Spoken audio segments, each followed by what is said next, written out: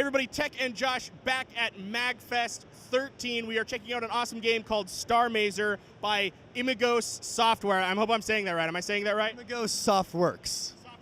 Softworks. All right. Now this is at first look, it looked like a shmup. And I was like, okay, cool. I like shmups. Shmups are cool. And then I heard click. What was it? It's click and point adventure. Point and click. Point and click.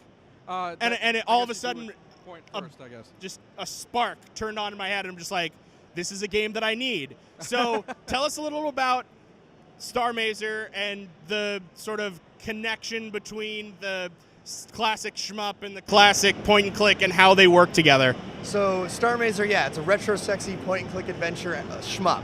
So we're taking two elements, two games, where you have a deep narrative and awesome action, or putting them together. But they're not just side by side. You don't just do these levels, do this. No, they're intertwined deeply. So you're going to be making choices in your adventure as Brick M Stonewood, the M stands for metal, that will affect and change the world. You piss off some pirates and you're sure as hell going to see them out in space trying to take you out. But you could also interrogate a boss and find out some information. Maybe stop them from firing a death beam at you.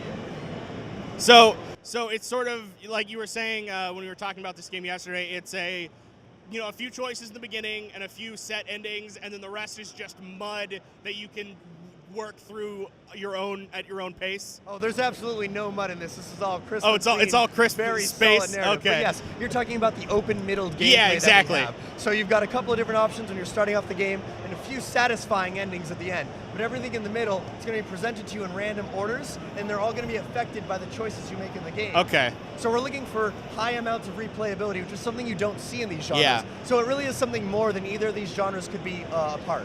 Now, not to cut Josh off one more time, but I'm a little bit picky when it comes to my multiple endings stories. Like, I played a few where it's like, make sure that, like, Cave Quest? Cave Story. That's what I was thinking of, or EG. It's like, you have to do everything right, or if you kill this one thing, or if you do this one thing wrong, you get the bad ending. That's not going to happen? No, Starr Mazer is a long story with all sorts of situations, and Brick learns along the course of it. Okay. So there's not necessarily a good ending or a bad ending. There is the ending that makes sense for the choices all that right. you made in the Awesome. world. Sweet. And actually, I had to say, I mean, I told you this yesterday when we were talking to you about sports ball, and I personally don't like shmups too much, probably because I just suck at them. But the fact that this has this narrative into it just draws me in. This might be the game that gets me into shmups. So if that's like, if that works for all of you, this is the game to start with. Now, is this fully released yet, or is it early access, or So right now, Starr Mazer is on Kickstarter. We just launched our campaign yesterday. All of our zero-day backer posters are out, but there's a bunch of stuff that you want to get on early and check out on. One of the things I do want to highlight is the amazing artists that we're getting to work with. There's a huge list of artists right here on this poster, and they're all working on the game. In fact, standing right next to me is Nickelpunk, if he wants to come in and say a couple of words about the soundtrack in here. But it's all being composed by Alex Maurer. Yeah, it's being composed by Alex Maurer, and so we're working with other artists like Nickelpunk on the soundtrack of the game. Yes, I'm really excited about it. Like, Alex Maurer is one of my favorite composers, and we've got these people that are amazing to work with. It's going to be a real dream team for the soundtrack. We just have to get to 180,000 on the stretch goal, and we'll get to work with all these great people.